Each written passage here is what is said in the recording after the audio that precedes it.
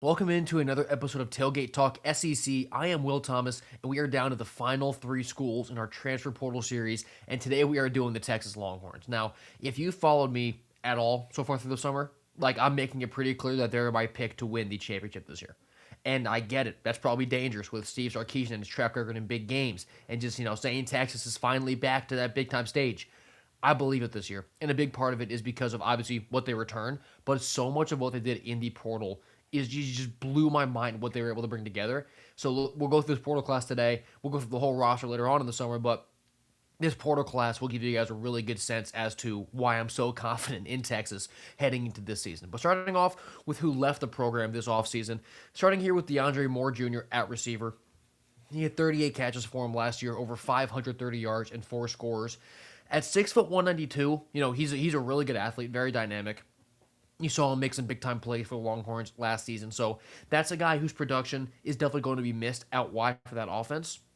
And another guy who is a staple of the Texas offense who is also leaving is Trey Wisner, the experienced running back. So he had 131 carries last year for just about 600 yards and 3 scores. But back in 2024, he carried the ball 226 times for over 1,000 yards and a bunch of touchdowns in 2024. So he's a vet. He was kind of that cornerstone guy, and he showed you that he can really be that workhorse back. But now he's gone. So he went to FSU. So they're going to have to replace that running back, and we'll get into how they did that because they did a really good job replacing at running back. But losing Trey Wisner definitely hurts. And a pretty fun one, at least for the rest of us who get to watch it out. But Parker Livingstone, the receiver, he hit the portal, and he went to Oklahoma. But as a freshman last year with Texas, he caught 29 passes for 516 yards and 6 scores at 6'4", 191. He was clearly a very dynamic athlete. He wasn't the highest rated recruit, but he kind of came out of nowhere and was an elite pass catcher for the Longhorns. And now he's going to be on the other side of the Red River Shootout. Arch Manning made some comments saying, yeah, I wouldn't have done the same, but, we're cheering for him, something like that. But that's going to be fun to watch. That's the whole storyline unfold when Texas and Oklahoma face off this year. Another running back to left. Actually, all of my out guys are receivers and running backs. That's weird. Two more, though. Running back C.J. Baxter. He's 6'1", 227 going into his junior year. He's been battling injuries for a while, but he was a former 5-star guy. He had 54 carries for 196 last year. Just been banged up. Really hasn't ever been 100%, but you've seen when he has looked good and he has shown flashes how talented he is, and I'm very high on that ad for Kentucky. And it's not a huge loss for Texas, but it's definitely a depth loss that you didn't really want to see happen. And then another depth 5-star guy that left was Jaime French. Their former 5-star receiver who was a freshman last year, 6'1", 185. Didn't really have much contribution last year. I believe it was only 1 catch. But you see his tools. You see how he plays. You see who was recruiting him out of high school and in the portal. This is a really highly coveted guy. So there obviously wasn't much room for him given the receiver room that Texas has put together this offseason. But French is a guy that I'm looking forward to watching. He's at Michigan now. I'm looking forward to seeing how he plays. But just some other guys at other positions, now receiver and running back, who left Texas. Nick Brooks from the offensive line. He's gone. Jordan Washington at tight end. He's out of there.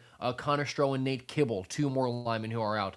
They lose Trey Owens from the quarterback room. Caleb Chester out at corner. But let's get to the fun stuff and why I'm so high on Texas this year with who they brought in. Starting off with the absolute superstar that is Cam Coleman, the wide receiver coming over from Auburn. 6'3", 201. 56 catches last year for over 700 yards and 5 scores. And we've obviously seen Coleman playing in a borderline dysfunctional Auburn offense for most of his career, and he's still putting up these massive numbers. He's still, unguardable, even as really their only threat to move the ball and to score points. So, putting him in a Texas offense with a bunch of help around him, a bunch of other guys who are threatening, so you can't really just focus on Cam. You're putting him in a Steve Sarkisian offense with that scheme and what he can draw up plays for Cam. Coleman is going to break 1,000 yards this year, no doubt about it. He'll probably get double touchdowns. This is a Bolitnikov outlook. I don't want to say Heisman because of how hard it is for receivers to win the Heisman, but Cam Coleman is going to have a stupid season with Texas. But a lot of that depends on how the O-line plays out. And guys like Melvin Siani, an offensive tackle from Wake Forest, who's coming into Austin. He's 6'6", 302 pounds. He had an 80.8 pass blocking grade last season, so he is a big boy out there on the edge of the offensive line. Texas has a bunch of good transfers coming in on the O-line. We'll talk about a few of them in this one, but I'll break it down later, more in depth during the summer. But Siani is going to be a big piece of that. Can he stay healthy? Can he be as advertised?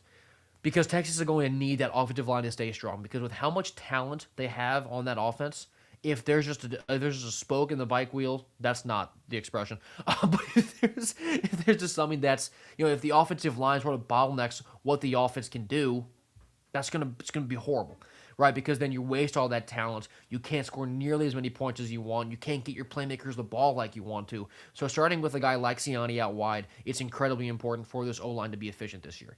And in part because of this running back talent that they brought in. So I talked about how they lost Trey Wisner, C.J. Baxter, a bunch of production in the backfield. How about these two guys? Starting off with Hollywood Smothers, the running back coming over from NC State. Now, they swiped him from Bama. He had committed to Alabama in the portal, and then Texas swiped his commitment. But the star sophomore had 160 carries for 939 yards last year and 6 scores. Also caught 37 passes for 190 yards and a touchdown. He is just such a dynamic all-around player. Total Swiss Army knife in the offense. No one can really cover him because he'll either run and outrun the D line, or he'll go into pass and he'll beat a linebacker in coverage. Hollywood is impossible to stop entirely. You can only hope to contain him.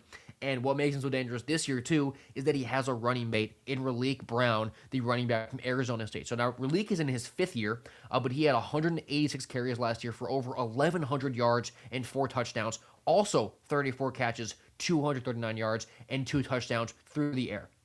So both of these backs, Hollywood and Raleek, they're both really good runners, but they're also incredibly versatile as pass catchers. So no matter which running back is in, you have to worry about they're going to run it straight through us, or they're going to have a 5th pass catcher out there.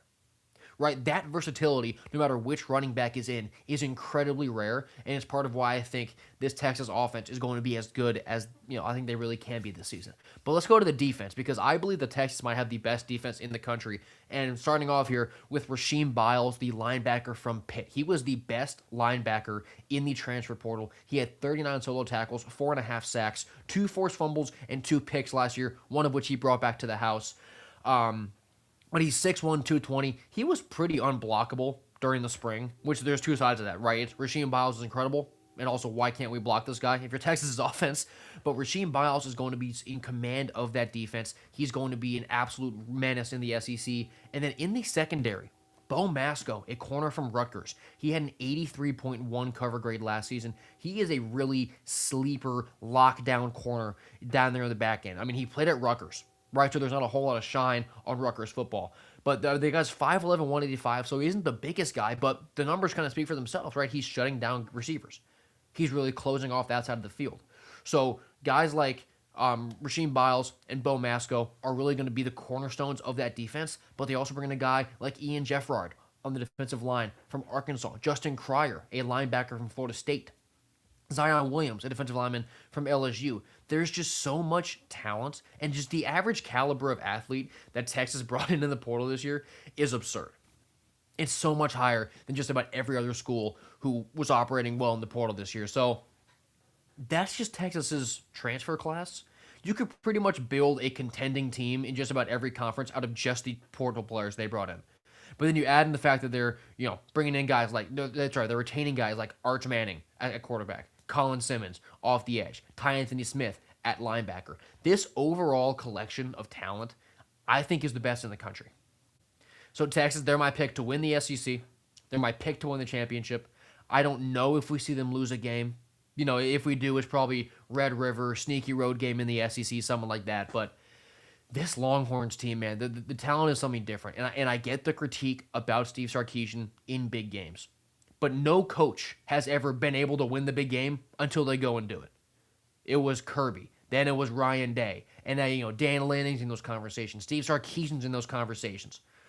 No coach can do it until they go and do it. So it's not an issue of, he can't do it. It's just that Sarkisian hasn't done it yet. But you're watching the talent that he's putting together. You're seeing the caliber of games that he's winning, just the caliber of staff and team that he's putting together. It's bound to happen.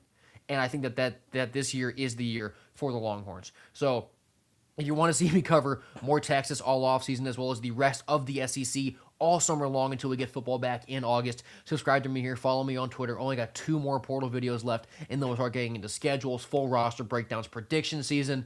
It's going to be a great time. So thank you guys so much for watching this episode of Tailgate Talk SEC. I've been Will Thomas, and I will see you next time.